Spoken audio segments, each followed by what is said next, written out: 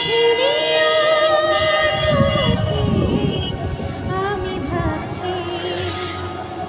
তোমাকে কাছে রাখছি